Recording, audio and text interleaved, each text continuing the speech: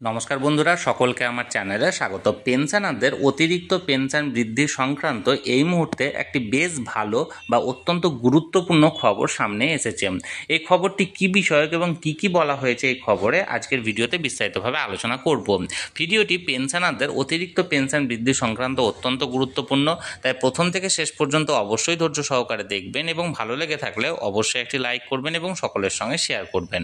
আর সেই সাথে এই চ্যানেলে যদি প্রথমবার হয়ে থাকেন এই রকমের ইনফরমেটিভ ভিডিও আরও দেখার জন্য যারা এখনও পর্যন্ত এই চ্যানেলটিকে সাবস্ক্রাইব করেননি তারা অবশ্যই চ্যানেলটিকে সাবস্ক্রাইব করে নিতে ভুলবেন না।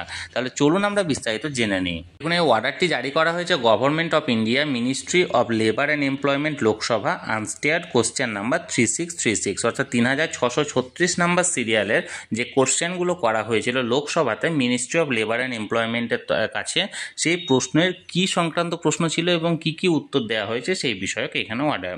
দেখুন, এই প্রশ্নগুলি ছিল মূলত ইপিএস 95 ফর পেনশনার্স, অর্থাৎ পেনশনারদের যে ইপিএস 95 পেনশন আছে সেই পেনশন সংক্রান্ত।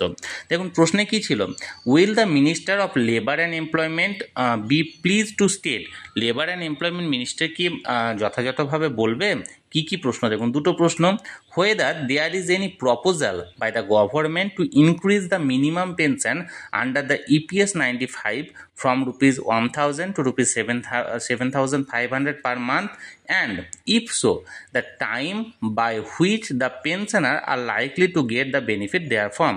অর্থাৎ গভর্নমেন্টের তরফ থেকে এই রকম কি কোনো উদ্যোগ বা প্রপোজাল বা পদক্ষেপ নেওয়া হয়েছে যাতে করে ইপিএস 95 পেনশনারদের যারা বর্তমানে 1000 টাকা পেনশন পাচ্ছে তাদের বাড়িয়ে 7500 টাকা পেনশন করা হবে এমন বিষয়ে, এবং সেটা যদি নেওয়া হয়ে থাকে সেক্ষেত্রে কবে থেকে ইপিএস 95 পেনশনাররা এই বর্ধিত পেনশনের সুযোগ পাবে। এই দুটি প্রশ্ন তোলা হয়েছিল লোকসভাতে। প্রশ্ন নাম্বার হচ্ছে 3636 নাম্বার সিরিয়াল। এখানে যে উত্তরটা দেওয়া হয়েছে দেখুন, answer minister of state for labour and এমপ্লয়মেন্টের তরফ থেকে কি উত্তর দেওয়া হয়েছে দেখুন, নাম্বার এ অ্যান্ড বি একসাথে উত্তরটা দেওয়া হয়েছে। The EPS 1995 is a defined contribution defined benefit social security scheme। এই ইপিএস অর্থাৎ এমপ্লয়িজ পেনশন স্কিম 1995 এর এটি হলো defined contribution defined benefit social security scheme, অর্থাৎ কিছুটা কন্ট্রিবিউট করতে হয় কিছুটা সুরক্ষা পাওয়া যায়, এইরকম একটি সুরক্ষা নিধি প্রকল্প। The corpus of the employees pension fund is a made up of, যে এমপ্লয়িরা এই স্কিমের সাথে যুক্ত তাদের যে পেনশন ফান্ডটা সেটা কিভাবে তৈরি হয়। Number 1, contribution by the employer at the rate 8.33% of the wages, অর্থাৎ সেই এমপ্লয়ি যে পরিমাণ বেতন পান বা মজুরি পান তাকে যে নিয়োগ করেছেন অর্থাৎ নিয়োগকর্তা তার 8.33% কন্ট্রিবিউট করেন এই স্কিমে। Number 2, contribution from central government through budgetary support at the rate 1.16% of the wages up to an amount of rupees 15,000 per month. প্রতি মাসে 15,000 টাকা পর্যন্ত 1.16% হারে সেন্ট্রাল গভর্নমেন্টের কন্ট্রিবিউশন থাকে। অর্থাৎ যে পেনশন ফান্ডটি এখানে তৈরি হয় বা পেনশন ফান্ডের ভিত্তিতে যে পেনশনটা প্রদান করা হয় তাতে 8.33% কন্ট্রিবিউশন করা হয় এমপ্লয়ার, অর্থাৎ যিনি যে দপ্তরে নিয়োগ করছেন সেই দপ্তর হায়ার অথরিটির তরফ থেকে, এবং বাকি 1.16% কন্ট্রিবিউট করা হয় সেন্ট্রাল গভর্নমেন্টের তরফ থেকে, যেটা ম্যাক্সিমাম 15,000 টাকা পর্যন্ত প্রতি মাসে। All benefits under the scheme are paid out of such accumulation, এবং সমস্ত বেনিফিটগুলি যেটা পাওয়া যায় এর ওপর ভিত্তি করে একসাথে। The fund is value annually as mandated under paragraph 32 of EPS 1995 and as per the valuation of the fund as on 31st March 2019 therefore is an actuarial deficit। এবং এই ফান্ডটি যেটা তৈরি হয় 1995 এর ইপিএস ফান্ড তরফ থেকে এবং 31/3/2019 হিসেবে এই ফান্ডটি তৈরি করা হয় এবং অ্যাকচুয়াল বেনিফিটটা দেওয়া হয়।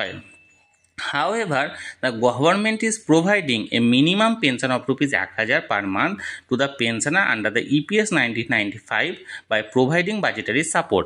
বাজেটারি সাপোর্টের ভিত্তিতে গভর্নমেন্টের তরফ থেকে ন্যূনতম 1000 টাকা পেনশন নিশ্চিত করা হয়েছে, which is an addition to the budgetary support of rupees 1.16% of the wages provided annually towards EPS to employees provident fund organisation. অর্থাৎ ইপিএফওর ইপিএসে 1.16% কন্ট্রিবিউশন ছাড়াও এই মিনিমাম 1000 টাকা পেনশনের এখানে সাপোর্ট করা হয়েছে সেন্ট্রাল গভর্নমেন্টের তরফ থেকে। অর্থাৎ এক কথায় বলতে গেলে যে বিষয়টি এখানে আমি আপনাদের সঙ্গে শেয়ার করলাম, সেখানে লোকসভাতে দুটো প্রশ্ন তোলা হয়েছিল। প্রথম প্রশ্ন যে ইপিএস 95 যে সমস্ত পেনশনাররা আছেন তারা যারা বর্তমানে 1000 টাকা পেনশন পাচ্ছেন, সেই 1000 টাকা পেনশনটাকে বাড়িয়ে 7500 টাকা করার ব্যাপারে কি কোনো রকম কোনো পদক্ষেপ গভর্নমেন্টের তরফ থেকে করা হয়েছে। এবং দ্বিতীয় যে প্রশ্ন সেটা ছিল যদি সেরকম হয়ে থাকে তাহলে কবে থেকে ইপিএস 95 উপভোক্তারা এই সুবিধাটি পাবেন। যার উত্তরে লেবার অ্যান্ড এমপ্লয়মেন্টের তরফ থেকে বলা হয়েছে যে এটি একটি সোশ্যাল সিকিউরিটি স্কিম এবং এই স্কিমের যে পেনশন ভিত্তিটা বা পেনশনের কর্পাসটা সেটা তৈরি হয় যিনি এমপ্লয়ার আছেন অর্থাৎ নিয়োগকর্তা, তিনি 8.33% কন্ট্রিবিউট করেন এবং সেন্ট্রাল গভর্নমেন্টের তরফ থেকে 1.16% কন্ট্রিবিউট করা হয় এবং দুটি অ্যামাউন্ট জমা পড়ে একটা পেনশন ফান্ড তৈরি হয়, একটা বৃহৎ পারপাস তৈরি হয় এবং সেখান থেকে প্রতি মাসে মাসে পেনশনারকে পেনশন প্রদান করা হয়। অর্থাৎ পেনশনের পরিমাণ যদি 1000 টাকার বেশি হয় তাহলে সেক্ষেত্রে 1000 টাকার বেশি পরিমাণ দেওয়া হবে, কিন্তু যদি 1000-এর কম হয় তাহলে সেক্ষেত্রে ন্যূনতম সেন্ট্রাল গভর্নমেন্টের তরফ থেকে 1000 টাকা পেনশন প্রদান করা হবে। তাহলে বন্ধুরা এখানে ইপিএস 95 পেনশন সংক্রান্ত যে দুটো প্রশ্ন তোলা হয়েছিল এবং তার ভিত্তিতে কোন কোন অর্ডার দেওয়া হয়েছে সেই ব্যাপারে যে তথ্যটি সামনে এসেছিল আমি আপনাদের সঙ্গে সরাসরি শেয়ার করলাম। আপনাদের যদি এই বিষয়ে কোনো কিছু প্রশ্ন থাকে বা জানার থাকে অবশ্যই কমেন্ট করুন, আর ভিডিওটি ভালো লেগে থাকলে অবশ্যই একটি লাইক করুন, সকলের সঙ্গে শেয়ার করুন, আর সেই সাথে এই চ্যানেলে যদি প্রথমবার হয়ে থাকেন এই রকমের ইনফরমেটিভ ভিডিও আরও দেখার জন্য যারা এখনও পর্যন্ত এই চ্যানেলটিকে সাবস্ক্রাইব করেননি তারা অবশ্যই চ্যানেলটিকে সাবস্ক্রাইব করে রাখুন।